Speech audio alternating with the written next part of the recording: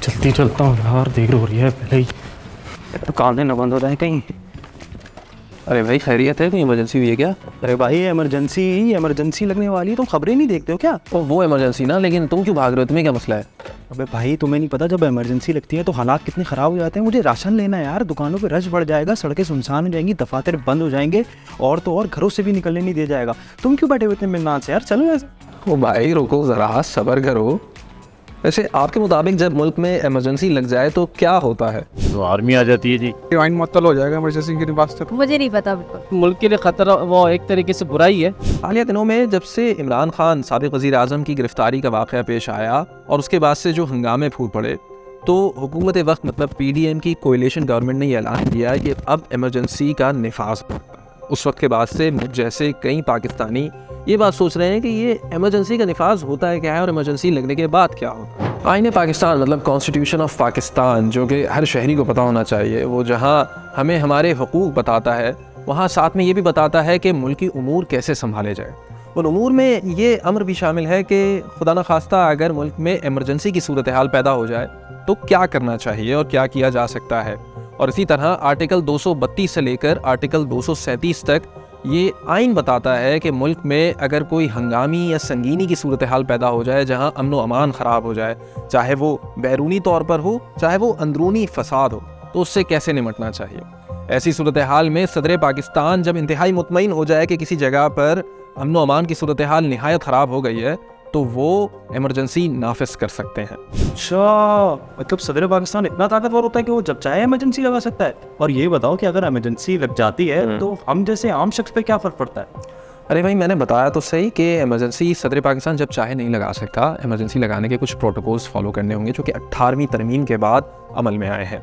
उन प्रोटोकॉल्स का ये हिस्सा है कि जब तक कि वज़ीर आला या गवर्नर मुतमईन ना कर दें सदर को कि भाई अब इमरजेंसी की सूरत हाल है, तब तक सदर पाकिस्तान इमरजेंसी नहीं लगा सकता। और उनके इमरजेंसी लगाने के बाद भी पार्लियामान का मुश्तरका इजलास मतलब कौमी असम्बली और सेनेट का मुश्तरका इजलास बुलाया जाएगा और उनको सदर के इमरजेंसी लगाने के हुक्म की तौसीक करनी होगी 10 दिन के अंदर, तभी इमरजेंसी लग सकती है। और वो भी सिर्फ 2 महीने के लिए। हाँ, उसमें तौसीक की जा सकती है, लेकिन एक मरतबा लगाई गई इमरजेंसी 6 महीने से ज़्यादा नहीं चल सकती। और तुम्हारा दूसरा सवाल, तुमने वो कहावत तो सुनी होगी ना कि desperate times call for desperate measures. भाई इसी तरह आइन में जो हमारे हुकूक का मजमुआ है, उन हुकूक में से कुछ हक मुअत्तल कर दिए जाते हैं जब इमरजेंसी का निफाज होता है। उनमें शामिल है आर्टिकल 14, 15, 16, 17, 18 और आर्टिकल 24। ये आर्टिकल्स हमें इजाज़त देते हैं आज़ादी से घूमने फिरने की, इज्तिमा करने की। ये आर्टिकल्स हमें इजाज़त देते हैं अपनी सियासी जमात बनाने की या किसी अंजुमन या एसोसिएशन से निस्बत लेने की। ये आर्टिकल्स हमें इजाज़त देते हैं अपना कारोबार आज़ादी से करने की, आज़ादी इजहार राय मतलब बोलने की आज़ादी की, और इन्फॉर्मेशन की रसाई की आज़ादी। और साथ में ये आर्टिकल हमें इजाज़त देते हैं अपनी मिल्कियत रखने की और अपनी जायदाद रखने की। लेकिन जिस ज़माने में इमरजेंसी का निफाज होगा उस ज़माने में डेस्परेट मेजर्स लिए जा सकते हैं और उनके तहत आपके ये तमाम हुकूक मुअत्तल कर दिए जाएंगे। और जब ये मुअत्तल रहेंगे तब आप इनकी बहाली के लिए हाई कोर्ट्स का भी गुजर नहीं कर सकते, क्योंकि हाई कोर्ट्स की जो ज्यूरिसडिक्शन है वो भी इमरजेंसी के दौरान लिमिटेड हो जाएगी। तो फिर जब तक ये इमरजेंसी का दौरानिया है आपको वो तमाम चीज़ें बर्दाश्त करनी पड़ेंगी। अच्छा, मैं समझ गया, आप उसी की बात कह रहे हो ना, जो रातों रात नेशनल टीवी पर खिताब आता है, मेरे अजीज हमवतनो, वही ना?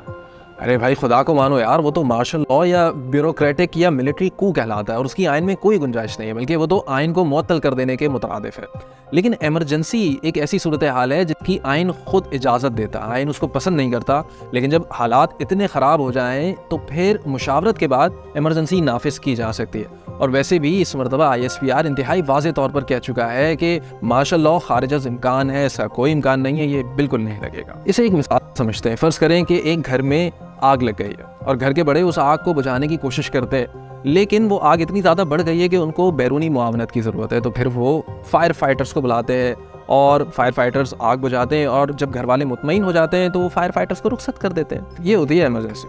दूसरी जगह मार्शल लॉ ये होता है कि घर में या तो आग लगी ही ना हो सिरे से, या आग ऐसी लगी हो कि घर वाले उसे बुझा सकते हैं, लेकिन वो घर का दरवाज़ा तोड़कर घर के अंदर दाखिल हो जाएं, घर वालों को ही बाहर निकाल दें और फिर साल हर साल ये ढिंडोरा पीटते रहें कि आग बहुत संगीन है, उसे बुझाया नहीं जा रहा। ये होता है मार्शल लॉ। वैसे हमारे मुल्क की तारीख भी इमरजेंसी के निफाज से भरी पड़ी है। 65 की जब जंग हुई थी तब अयूब खान ने भी इमरजेंसी लगाई थी।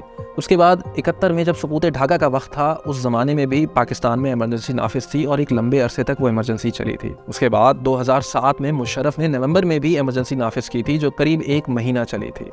उसके बाद अब जाके इमरजेंसी के नफाज की बात हो रही है। इसके अलावा वफाकी हुकूमत जब हालात हाथ से निकल रहे हों तो आर्मी ट्रूप्स को भी अपनी मुआवनत के लिए बुला सकती है आर्टिकल 245 के तहत, और उसकी तारीख भी पाकिस्तान में करीब 5 मरतबा तो रही है। खुद सदर जुल्फ़िकार अली भुट्टो ने 1977 में फ़ौज को अपनी मुआवनत के लिए बुलाया था। उसके बाद 98 में नवाज़ शरीफ ने बुलाया था।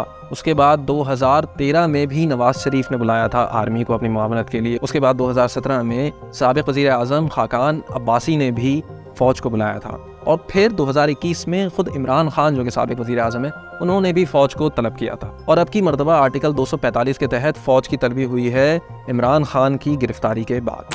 हाँ भाई, अब मुतमईन हो? हाँ बिल्कुल, बहुत अच्छा समझा दिया तुमने। चलो अब मैं निकलता हूँ यार। क्यों, अब किस चीज़ की इमरजेंसी है? अरे भाई अब मुझे इमरजेंसी है।